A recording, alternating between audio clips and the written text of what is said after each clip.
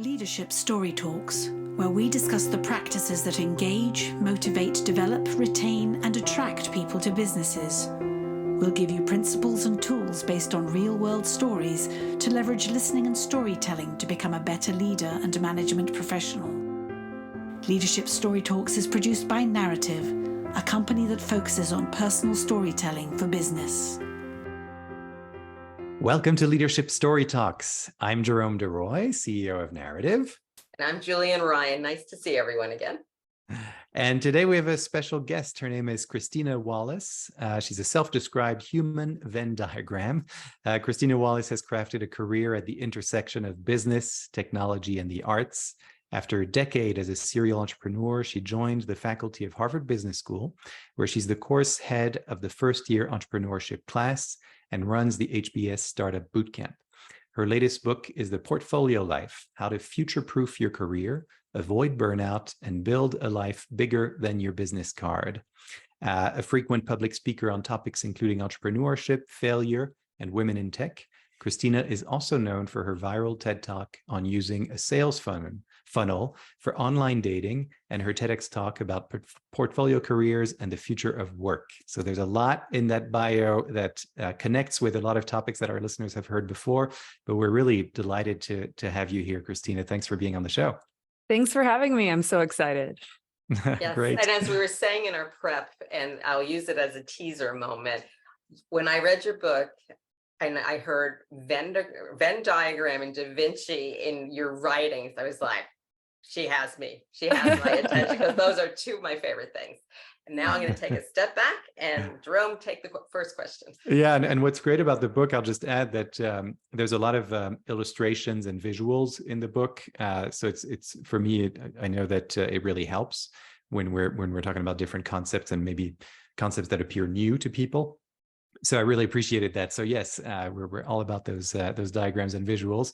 But let's maybe take a step back from the book and just ask if you could tell us a little bit more about how you came to focus on what you call the portfolio life and what's the subject of this book. Yeah, I somewhat half jokingly, but not entirely jokingly say, I wrote this book to explain to my mother my career path. And it's great. true. I've been doing this sort of zigzag multidisciplinary thing since as long as I can remember. In school, I was a total math nerd and a classical musician. I went off to boarding school for the arts, and the whole time I was there was like, how can I take Russian literature and AP physics and all these other things? And went off to college instead of conservatory, where I double majored and triple minored. And this has been the story of my life from the beginning, that I'm interested in a lot of things, and crucially, I'm interested in how those things intersect and overlap, and where I can steal from one world and apply it to another world. And so I have been living this life my entire life, and I've had to create some models and some frameworks for how to make it work. Everything from how I manage my time, to how I budget my money, to how I tell my story when I'm going out for my next opportunity. And in doing so, and I've been sharing many of these tools and frameworks over the years in smaller ways, I've had a lot of people reach out and say, yeah, I want that too. And this really resonates and I need that. And so finally, after too many coffee chats, one-on-one, my agent said, just write it as your next book, just put it all together. And so that's what brings us to The Portfolio Life. So as a point of appreciation, having coached people through transition for years and doing a lot of talks, the one thing that's always apparent, there's a lot of suppressed talents or things that are not acknowledged. And your book is going to help reinforce that we're not, we can use all of our bits. And we don't have to file it away like in a toy box. That we can bring it. And there's a lot of sad frustration people because they haven't been able to do that. And they've told themselves that's not possible. So cheers for you for making that part of the conversation. Thank you. I mean, I say I want this book to be part permission and part process. Because in many cases, I see this too as I talk to individuals, that they're looking for permission to bring all of these parts of themselves to bear, to the forefront, that in many ways they feel like they have to put it away in order to look serious as they grow up and specialize and become a professional. And they often come, they're like, why, how did you feel like you were able to do those things? And I was like, it's literally just you giving yourself permission to be all of who you are. And I don't know where or who or how you heard the story that you can't be those things, but I'm going to give you a different narrative that you can. And so here's that permission, as though I am the person that should be granting it to you. And here's a little bit of process so that you can put that into play. I wonder, Christina, this resonates a lot with me, because I, as many things do, but this in particular, when we talk about careers and sort of the expected path of people, you go and you go to university, business school perhaps, and then you end up in a finance job and stay there for 4 years, and then you quit that job. This is all me, so I'm going to stop saying you. Yeah, exactly. And in the meantime, so that's kind of what you see on my resume, right? And what was actually happening is that, I think it was maybe once a week, I would have an evening in a bar where I was a DJ. And then on the weekends, I would make short films with another colleague who worked in another bank, right? And so we had all these creative endeavors that were going on, and not a soul in the department of where I worked and anywhere in that company that I worked for knew about this part of myself, until it wasn't really tenable for me to continue to keep that stuff on the side and not make it part of my work somehow. So I left that job, instead of perhaps finding ways to, or encouraging myself to sort of find ways to bring that in. But I never felt what you just talked about, that sense of permission, right? And I wonder what it sounds like you, had this very kind of eclectic background and interested in a lot of different things and looking at the overlap. But I'm curious, that sense of permission, which is really a huge thing. I could have probably gained a few years had I given myself that sense of permission. But it is what it is. But I'm wondering if you've seen that, if you've seen sort of this it's almost like your book allows us to short circuit a little bit that process of what I had to go through, which is, oh yeah, finally I realized 5 years later that here's what I really want to be doing and how I can bring some creative work into my life. But it was a whole process on my own, right? And I know some people who've never given themselves permission to even acknowledge that part of themselves. And I wonder what you say to those people, and how you can kind of give them that little extra push that some people need. Yeah, it's interesting. I mean, I hear so many different stories, as you just pointed out, so many different relationships with all of these pieces of themselves, and whether or not they felt permission from day one to bring that to bear, or in fact just couldn't imagine a life without it, right? I didn't wait for the permission because it just didn't work any other way. And then there are folks who make it all the way to their point of retirement and then say, oh, there's this whole other thing that I've always loved and wanted to be. Maybe this could be my final chapter, right? So there are lots of different ways through this. And I came across this poem on Instagram a couple of weeks ago. I can't remember the title of it. This poor poet. I should be like promoting them right now, but it framed this idea of the journeys that we take through. If you think about different time zones, and it opens with this line that's like, California is 3 hours behind New York, but we wouldn't say that they're behind. They're just in a different time zone, and you're not late. You're just on your own time. And so part of this is, I want to take the like self-flagellation of, oh, I should have given myself permission and I didn't. Like, whatever, wherever you are is where you are. Okay. So now let's think about moving forward, and however many years it took you to get to this point, you now want to bring this into your life. And that's great, right? You're not dead yet. You still have choices. So, so part of this is like, don't beat yourself up over the choices you haven't made. And now think about when and how you want to bring them into your life. And to your wonderful example, right? There could be a version of your previous life where you let your finance team know that you DJ, and all of a sudden they pay you a little extra to DJ the holiday party. Maybe that would have been fulfilling. Maybe it would have been distracting. Maybe that filmmaking gets on someone's radar and suddenly they rope you into the marketing team to do some project that overlaps, right? Or maybe you would have hated making marketing films, right? You're like, I make films. That's advertising. So there are plenty of ways where for one person, you have that maybe path forward where you can bring these things in, co-create what that next project looks like, get it on your manager's radar and create that path. And there are some people that are like, no, that finance job is what pays for me to be able to make films on the weekend. Yes. And I love that separation of church and state. So a lot of this comes down to, what do you need? What stage of life are you in? How do these things meet different psychological, emotional needs for you? And then design how you put them together in an order that fits what you want and not what anyone else has maybe made you think was the right thing to do. So what I love about what you said is, and a lot of times our messy bits and the things that don't make sense, or they seem very incongruent to what we're doing, come in handy in very non-linear ways further down the road. And it's so hard when you're in it. I used to pray to be an accountant. I'm like, God, why didn't you let me just be an accountant? But it's so much easier. Staff 1, staff 2, junior, manager. Right. But no. And then you learn something along the way, and you're right. We're at what you just said, we're at the right time for the right reason. And Jerome, I didn't know you were a DJ. This is like second week you've said something I didn't know about you.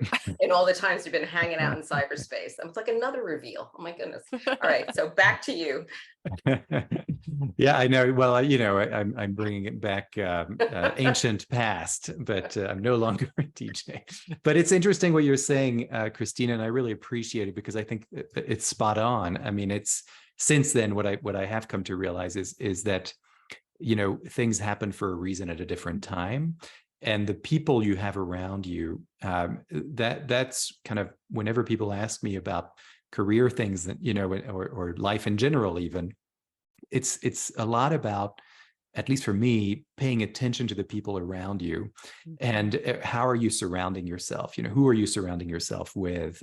Because I think you're right. I think it's, that voice that tells you, that inner voice that's often self-judgment and self-flagellation even, it's not particularly helpful. But if you have some impartial being that's there and really actually cares about you, or an impartial book. I mean, I'll go so far as to say that because I really do, as I was reading this book, I was thinking, wow, that would have been a really illuminating thing for me when I was in my 20s, for sure. And still is illuminating. So I really appreciate that. One of the things too that I noticed in the book is, and I said it in the bio too, is going over the merits of failure. And I wonder if you could tell us why you think failure is such an important moment or feeling or thing to acknowledge. Yeah, I mean, so there are two things that I think failure really gives us. One is that if you fear failure, then you are going to be unlikely to take chances. Right? If you come from a perspective, and I experience this personally, and I certainly see this in so many of my students at Harvard, that when you come from a path where you have been exceptionally successful, where you've done everything right and you've followed one thing after another, the story you tell yourself about yourself is, I am a successful person. And if you were to take a chance on something that you're not sure of the outcome and you don't succeed, you fail, the big F word, that is contradictory to your internal narrative. That could feel like life-threatening. I mean, I sound melodramatic, but like in those moments you say like that could, completely undo everything I know about myself. That feels far too risky psychologically.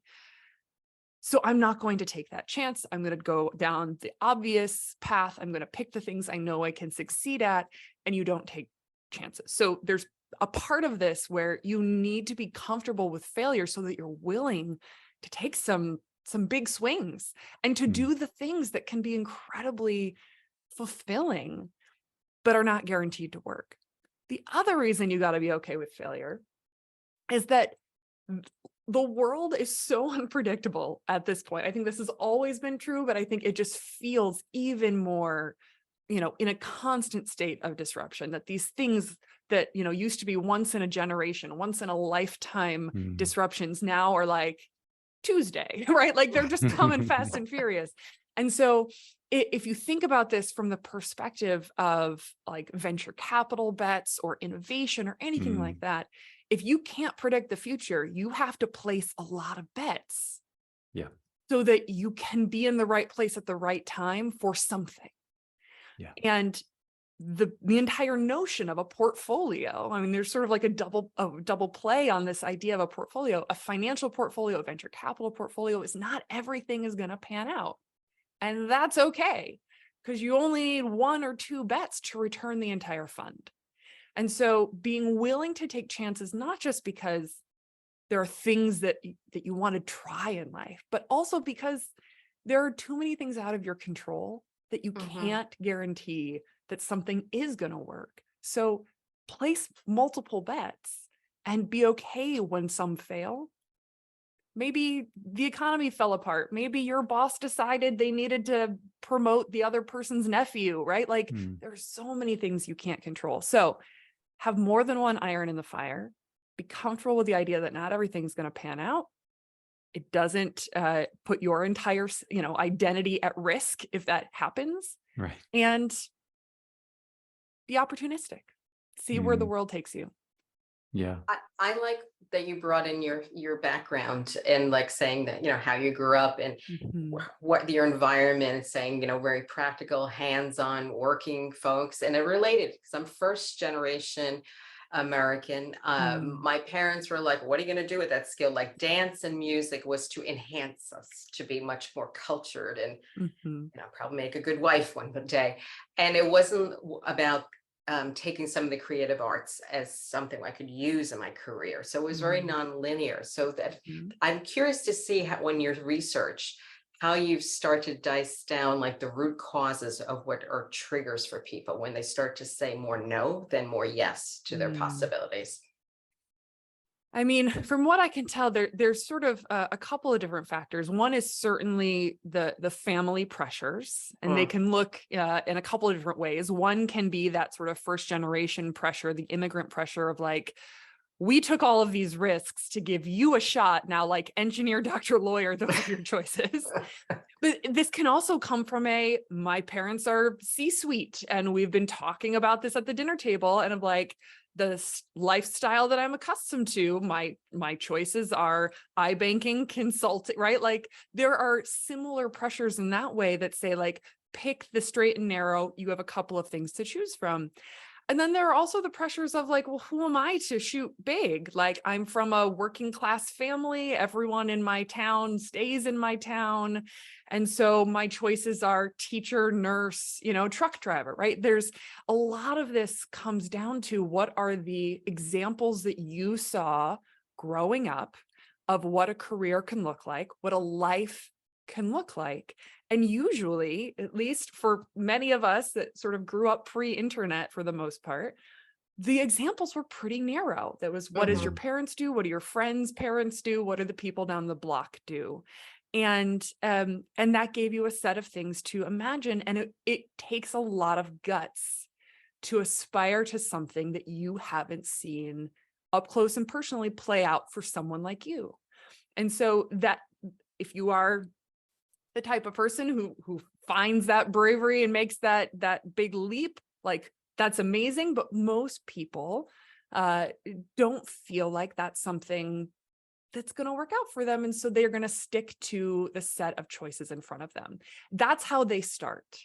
What I have found is that somewhere around midlife, whatever we want to define that as, whether that's like you've got a couple of kids, you're in a path, you're locked in a mortgage, whatever that thing is, you start thinking, what if? What if I had done that thing that I kind of really wanted to do? Or what if I had just taken a couple of more chances? And what I love about that what if moment is I've said this already, but if you're not dead, you still have choices. You still have options. So there's this feeling, I think, for many people that like, well, I could have been an astronaut, but I made my choices. I picked my major. I locked in my mortgage. And now I have only the path ahead of me. And that can feel very stifling. And it's just not true. I mean, maybe you can't be an astronaut. There are certain points where that path closes, but I think there are so many more opportunities ahead, particularly because the world we're in is undergoing such disruption, right? There's a pro and a con for that. There's the scary piece, but there's also the huge opportunity that says there are entire careers that haven't been invented yet. And what's great about that is when they do get created, they can't ask for 10 years of experience to hire someone in. You could be at the forefront of that because you mash up different things that you're interested in and you find a way to apply that in a new setting. So there's lots of opportunity if you can see it. And that starts so much with how you see yourself, how you define who you are and what you are giving yourself permission to do in the world. Yeah.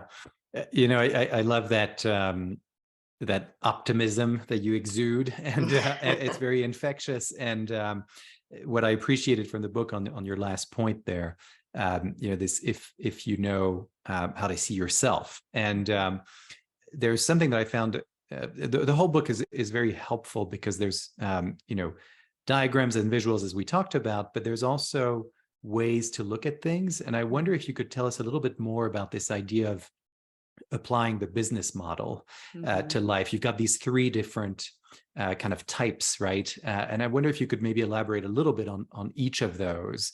Sure. and what they might mean, because I feel like it's a good transition from what you just talked about. Sure. So I know people are rolling their eyes at the idea of thinking of your life like a business model and like the crass capitalistic mindset of a business school professor. But like, hear me out. I think this was so incredible when I first learned what a business model was. I went to business school having a background in the arts. I'd worked in opera and I literally showed up and I was like, what's the business model?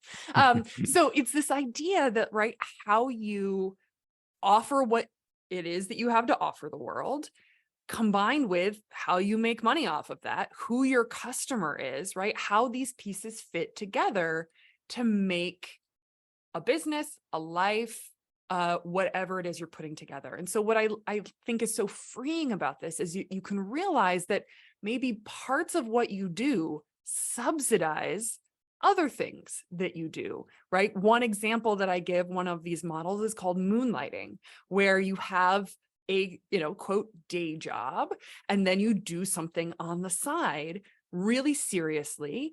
You could monetize it. Maybe it's a side hustle, a consulting gig, a small business, whatever. Or maybe it's just a hobby. Maybe it's making films on Saturdays, or it's a stand-up comedy thing that you just love doing, right? Maybe it's that thing that you're like, I could have tried to pursue this professionally, but it's so risky and so not well monetized that like to do this 100% of my time would have taken the joy out of it, would have made it really stressful. And I don't want that. I'm going to delight in having a good enough job that subsidizes my moonlighting and that gives me that space to do this other thing in a lower risk way. And maybe as part of your work, you start building a reputation, a client list, more clubs are calling you to do stand-up. You're de-risking this thing that you've moonlighted in. And maybe there's a point where it becomes the day job, right? These models are fluid. They're not static. You're not stuck, locked into one of them. So one of them is moonlighting. The second model is zigzagging. And this is often what can come out of moonlighting. You did this thing on the side for years, maybe not very seriously. And then one day it clicked and suddenly it is absolutely something that can fund your life, that can become the day job. And so to the outside, people are like, wait, you went from finance to filmmaking? Like, make that make sense. But under the hood, you're like, yeah, I've been making films for a decade. You just didn't see it because it wasn't on my LinkedIn. And now I'm full-time filmmaking because I've built the network, the reputation, the skills to do this full-time.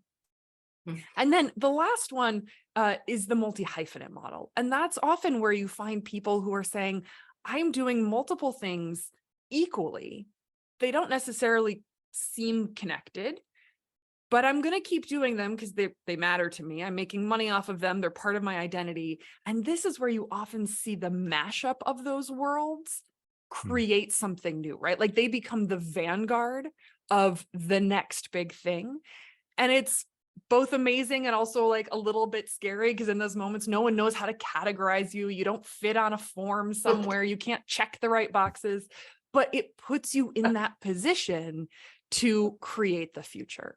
And that's where, you know, I give examples. I love storytelling. And so I give a ton of stories on this in the book, of some folks who are doing this, whether it's a physicist who became an origami artist and he mashed those things up together to then sort of design the math and the physics of folding things in intricate ways, which you're like, is that a thing? And it turns out like telescopes need such a thing. Airbags need such a thing. And so he became, you know, on the forefront of this new line of work, and a million other examples like this. So those are 3 ways to think about how you put the pieces of your life together.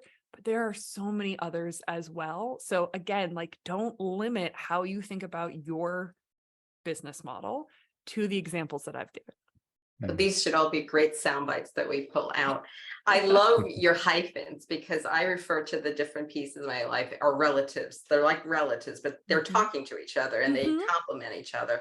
And I love the metaphors, because metaphors teach a lesson, but they also disrupt our way of looking at things. So we, in some of our episodes, we talked about like metaphors are the cousins to storytelling. You know, they bring you to a new way of looking at something objectively. But I love that. And plus, they need to be more creatives in our world. I mean, some of the best staff I've ever had were the ones who came out of opera and music, wildly disciplined, know how to deal with a whole range of dynamics and be on point performance, and their brains are amazing. They get stuff done.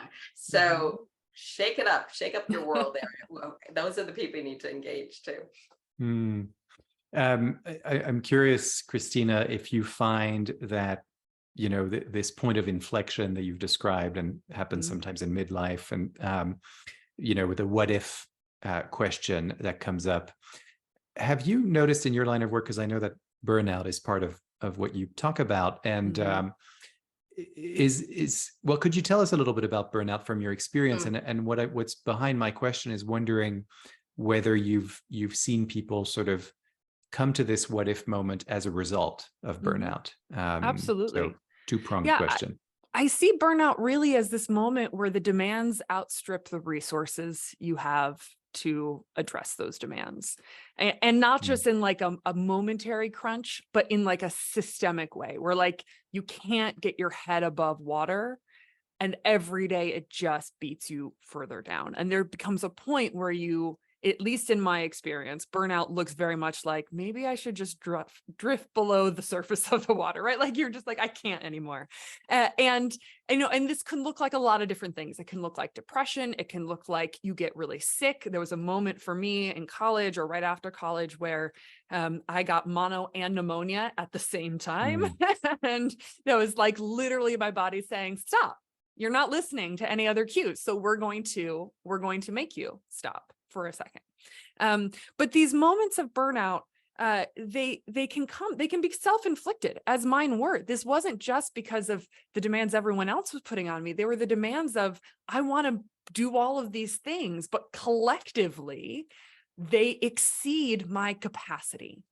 And so I talk a lot. I have a whole chapter on this in the book around how to think about managing your time and your energy and your resources, and to think about capacity utilization. Again, maybe a crass metaphor from the business world, but to think about how much you have to offer, and to not max that out. 100% capacity utilization is not realistic. Certainly 110%, everyone says, give it 110%. It's bullshit. It's not realistic. To find sort of as a maximum, your day in and day out, about 85% of your utilization. And that's both time, but also energy, right? This comes down to like, how are you showing up in the world? What gives you energy? What takes energy? 85%. That's your sort of day in and day out. That leaves you space for the surges, for the do-overs, for the, I really want to slot this in because it's incredible, serendipitous opportunity. Great. You left space for it rather than having to stack it on top of what is already a full life. So these moments where you recognize that the demands exceed your resources, exceed your capacity, can be the moments where you realize it's an inflection point where I need to make a change in my model. And I experienced this at the point where my husband and I were talking about having our first child, where I had been living this life as an entrepreneur with like 5 different moonlighting processes and, and all these different things. And I was, even at my 85% or maybe a little bit more than that, but my capacity was a huge amount because it was just me and my husband, but he also is a human Venn diagram. Like this is how we work. And the moment that we wanted to have a child, I was like, whoa, this has got to change. I have to bring my capacity way down. And then I still only get 85% of that. That is inconsistent with the business model that I currently have going on in my life. And I had to make a very intentional shift for this chapter, this season of my life with young children, to redesign how the pieces of my portfolio fit together. This is only a season. And I think many people feel this, where there's a point where the model that has been working for you is no longer. And usually burnout is one of those signals of it's time for a shift. Maybe this is a different season of life and you need to redesign the model of how this fits together. Mm-hmm. I like the fact you mentioned health and body and paying attention to cues, of major cues. And that resonates with me of looking at for all that is information and you have choices of how to act on it. So thank you, Jerome, for letting me say something. Yeah, no, and that's something we talk a lot about on this podcast is employee well-being and just well-being in general, mental health, and because it's taken such and burnout too, because it's taken such a prominent position in society and especially in companies, ever since the pandemic hit, really, because we were all in turmoil and everything kind of changed, and that's where these issues were talked about a lot more. And I wonder, for you, Christina, you talked about this shift that you had to make once you decided to have a child, and because that your life was one of the entrepreneur, and going back to that life of entrepreneurship and describing yourself as a serial entrepreneur, what were some of the key lessons that you learned from living that life? Yeah, I mean, I loved being an entrepreneur. I still do. I've got many things on the side I'm tinkering with right now, but it comes from, the same instinct that made me love making theater and opera, which is I love to create. Creation as a way of showing up in the world, right? Like I was never content or interested in a life where all I do is manage someone else's work. I wanted to make the work myself. And so part of what I loved as an entrepreneur, certainly in the earliest stages of company building, is going from an idea to a plan to, roping in people and accumulating other resources to execute against that plan, but usually off of, really good story, right? And not a whole lot more. You say like, this is the future I'm imagining, come with me and build it. And getting to go from nothing to something and see that in such a quick, span of time, is addictive. It is something that I love doing. And one of the things I learned in, sort of getting to do this multiple times as a serial entrepreneur is that I fit at a very specific stage of company building, that 0 to 2, maybe 0 to 10, 10 to 100. It's not my forte. I'm not interested in it. Quite frankly, not very good at it. It's that refining, that tweaking, that growing up stage of company building where you're putting in all of the controls and processes and not my cup of tea. At that point of company building, I want to hand this off to a really competent operator, and I want to go back to the beginning and start the next thing.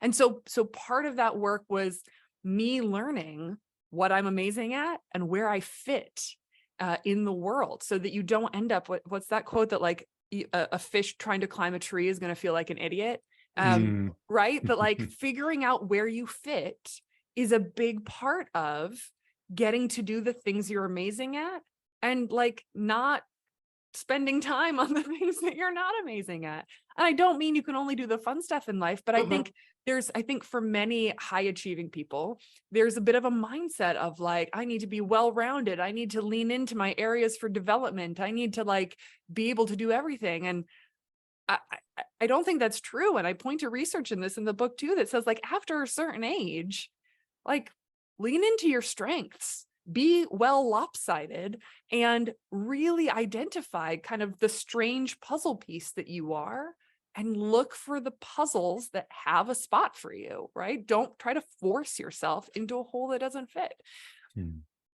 Yeah, that's where I came out from all of this. And what I realized, to your question about, sort of the serial entrepreneurship, I am such a strangely shaped puzzle piece, and I enjoy that about myself, that I need to be one of the first puzzle pieces put in the puzzle, right? I need to be one of the first ones down, and then I can find the pieces that fit around me. If I wait until I'm the last one in, there's unlikely to be a hole that fits me, which is why like I don't apply for jobs posted on a job site, because I don't fit any of them. Yeah, makes sense.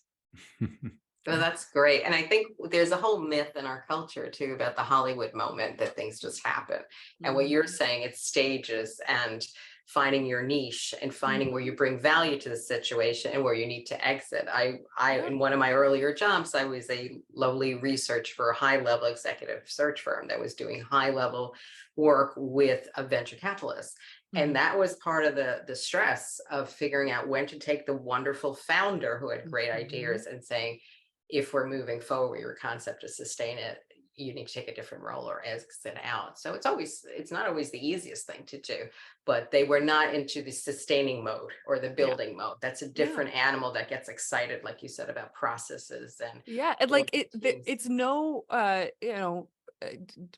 it's no terrible thing about these people that they can't do all the things, right? Like we don't expect that in almost any other stage of the world. And so this idea that like you have to be everything to go from 0 to IPO makes no sense. And I think that's true in so many other contexts as well, of just like part of your work. I mean, I say this to all like college graduates as they're coming out, and they're like, so how do I do this life thing, this grown-up adulting thing? And I'm like, number one, no one knows what they're doing. So like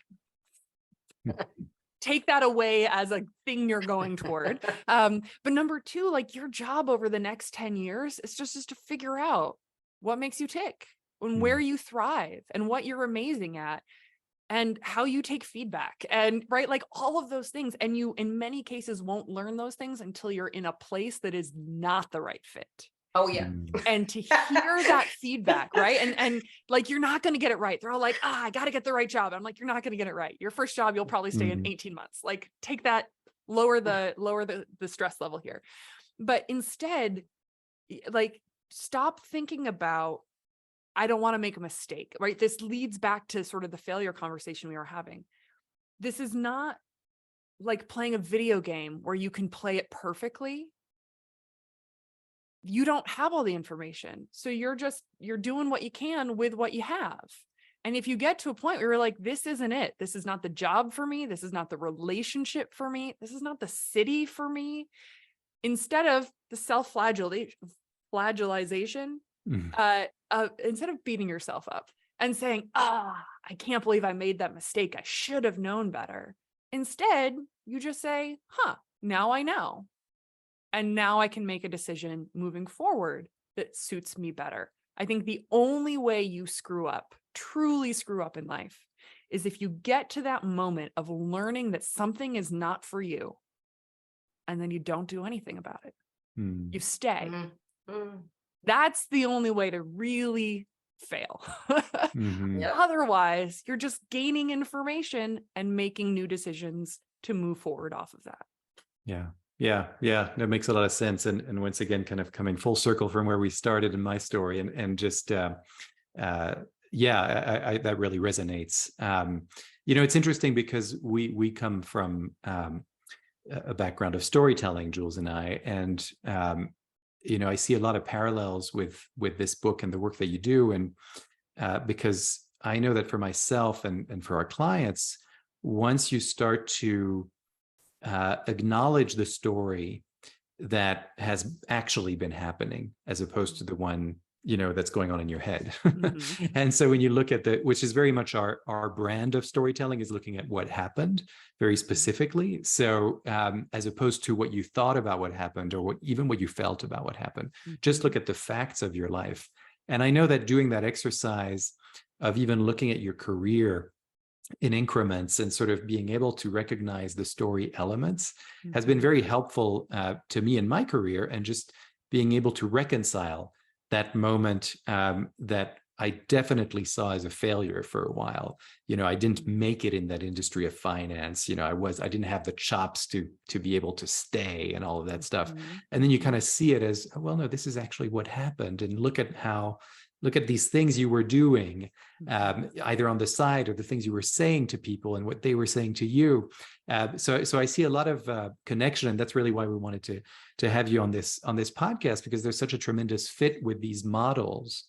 And then this idea of, bringing that storytelling element of what's the story I'm telling myself and what's the story that actually happened, and see those two columns separately, and just start to see if you can actually reconcile them.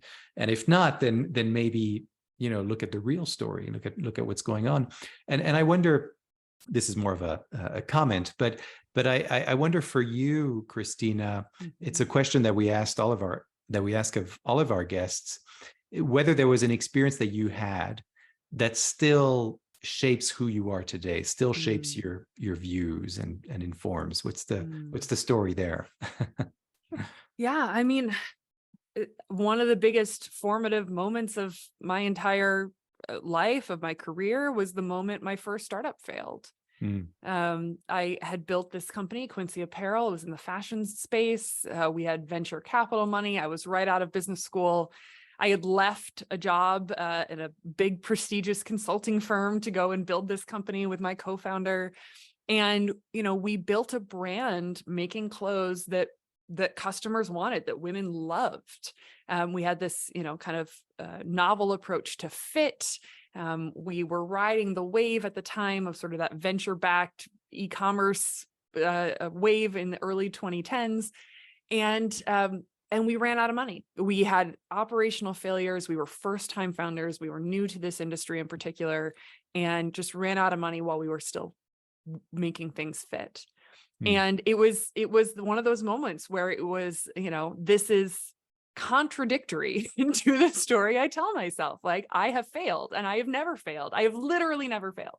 The closest I had to failure at that point was a B- in differential geometry in my math major. I tried to quit my math major as a result, and my advisor was like, absolutely not. You are ridiculous.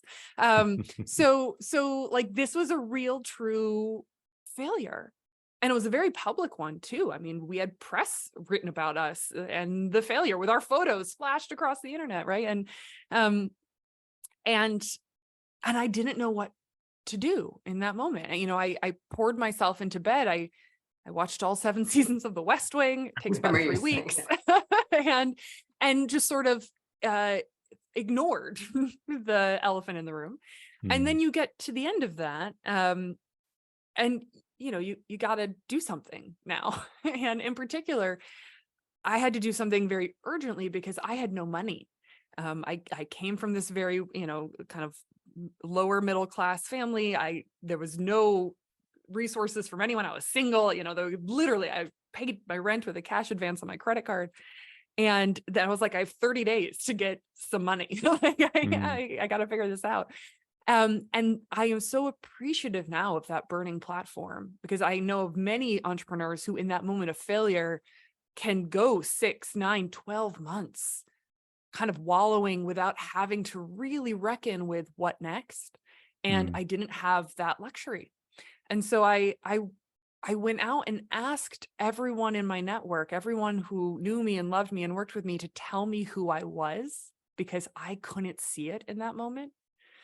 And I am so grateful for that experience. I would have never had the guts to do that in any other less dramatic moment. But I was like, look, I'm broke and I'm lost and I need your help. So tell me who do you see? Why do you come to me? What do I bring to the table? And it was that opportunity to really rewrite my internal narrative of who I was and what I had to offer and why someone should choose me, that gave me the power to show back up and build something again, having just failed at doing that thing. And I realized in that moment, not only that I could get back on the horse and try again, but also that I needed to get better at failing. I couldn't let this be the thing that then prevented me from taking a chance again in the future. If I wanted to continue being entrepreneurial, I had to face the fact that I might fail again. And so I got to get better at failing. I decided in that moment to take up long distance running because I am such a bad runner. I'm so bad at it. And I've avoided running my whole life. And so I was just about turning 30 at this point. I was like, you know what? I'm going to just take up running because A, it's free, and B, it's painful and it's long and it's going to take a lot of time. And that will give me the time to process and sit with what it's like being bad at something and showing up to try it anyway. And maybe working on just getting incrementally better rather than ever expecting to be the best. So it was a very long story, but effectively that has shaped how I have thought of my career. It's certainly shaped how I'm thinking about raising my children, to not be afraid of those moments of failure and to construct an identity where failure doesn't undermine it. It's just one way of how you tried and it didn't turn out. And how you respond to that failure is so much more important than the fact that you failed. I want to also acknowledge you did something very important. You took the time in your state of emotional and mental state to reach out for feedback and to do a data collection, basically. And it resonates. This is just, we need to talk more because it resonates, something I did, but it's also finding out who's in your corner. Yeah. Not when things are shiny and bright, but when things are challenged and they see the situation you as two different things and how you develop. So the fact that you took the time to do it, I laughed when you said, you're going to have to buy me the coffee. I did. I was like, I'm broke. Yeah, it's like, not only need your time and, opinion and insight, you're buying. But I think that was valuable because out of all of those, there was like a kernel of something. And then you did probably your own Venn, your Venn diagram concept. What's in the mix? What could maybe get thrown out of the mix? And I think that's important. It's a humbling and an act of courage to do that. But I think that's a good lesson for everybody to hear, to ask for feedback and play it forward afterwards. Yeah, totally. And very inspiring. I mean, I think for a lot of people out there that are considering their next step, whether that's within an organization and things are, you're on a certain path. I think even for people who sort of have that in their minds, it's very helpful to have these models, and for those obviously who are questioning, where am I going, and what if I could do this or that. And I really appreciate your the honesty of your answers as well, and just acknowledging all these things as facts of a life, right? And they just happened. And as opposed to, there's no, we've talked about this, but there's absolutely no sense from you of any kind of judgment, even though there was some at the time. But, I think that's the beauty of being able to look back on something and face your life in a way that's uncompromising. I'm just going to look at it as it happened. It can also be very healing. So I love that analogy of or what you did rather, of taking up the long distance running, which is the thing you're not good at, and seeing those incremental changes just to get how that feels. I think that's a very inspiring message for everyone that's listening, certainly for me. So I want to thank you so much for your time, and wonder if there's anything you would want to add, leave our listeners with. Of course, there's the Portfolio Life, which I will repeat the full title as well. But I wonder if there's anything else that you want to leave our listeners with as a kind of conclusion. I mean, I guess I would point them to two other books that I have loved in this process, and that I think are incredible partners in my book. One is Clay Christensen's How Will You Measure Your Life? He was my mentor, my professor, and that book is honestly what prompted me to write my book. It was so informative to who I am and how I think about my life. And the other is one that has just come out, but I think is just incredibly useful as well. Maura Ahrens-Melle's The Anxious Achiever.